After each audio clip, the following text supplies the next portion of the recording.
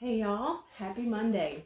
So I want to spend some time this week in Psalm 119, which just a little Bible, not trivia, but it's the longest chapter in the whole Bible. Psalm 119 is the longest chapter, having 176 verses just in this one chapter. So it's just a little rabbit trail. Fun things that are, I like to know about the Bible.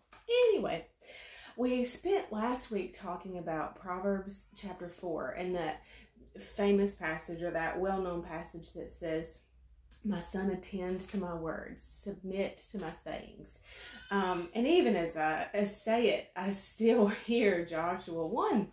Okay, so we're going to Psalm 119 today, and I'm going to start reading in verse 97. I'm going to read a few verses, and then we'll dig into these verses this week. And as a reminder, I know we keep taking steps and steps and steps, but this is how Bible study goes. One passage leads into another passage and leads into another passage, and that's where the Father takes us deeper and deeper and deeper into His character and into His heart, and really begins to weave threads together throughout His Word. So Psalm 119, starting at verse 97, and I'm going to read from the Amplified Classic Version. It says, "Oh, how I love your law. It is my meditation all the day. You, through your commandments, make me wiser than my enemies, for your words are ever before me. I have better understanding and deeper insight than all of my teachers, because your testimonies are my meditation. I understand more than the aged, because I keep your precepts, hearing, receiving, loving, and obeying them. I have restrained my feet from every evil way, that I might keep your word, hearing, receiving, loving, and obeying it. I have not turned aside from your ordinances, for you yourself have taught me. How sweet are your words to my taste, sweeter than honey to my mouth. Through your precepts I get understanding, and therefore I hate every false way. Your word is a lamp unto my feet and a light unto my path." Just reading those words, I hope for you, but what just peace and tranquility they bring me, and what reassurance I hear in the truth of the word, and what the word will do when I choose the word. And through this, David gives us several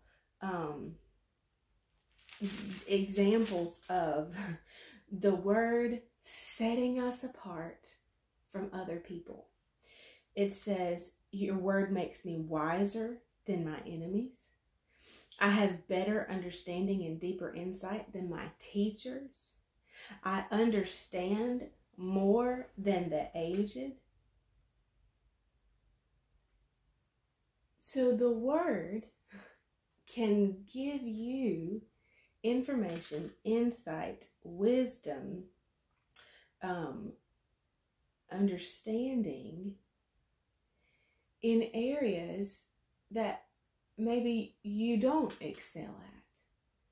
But the Holy Spirit in you doesn't miss anything. There's not a piece that He's lacking.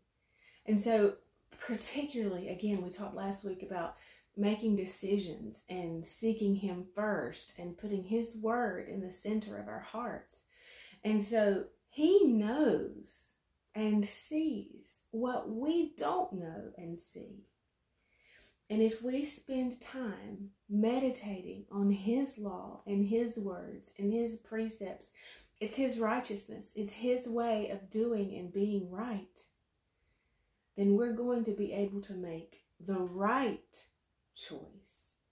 We're going to be able to move and walk in peace regardless of what pieces are moving around us, because, well, we'll be in the center of His will, making and choosing the path that He has charted for us. And when we choose that path, when we're walking that road, we're in His shelter. And that's Psalm 91. He who dwells in the secret place of the Most High. That's His presence, His shadow. Oh, shall abide under the shadow of the Almighty, against whose power no foe can withstand. And we'll pick up here tomorrow. I'll see you then. Bye, y'all.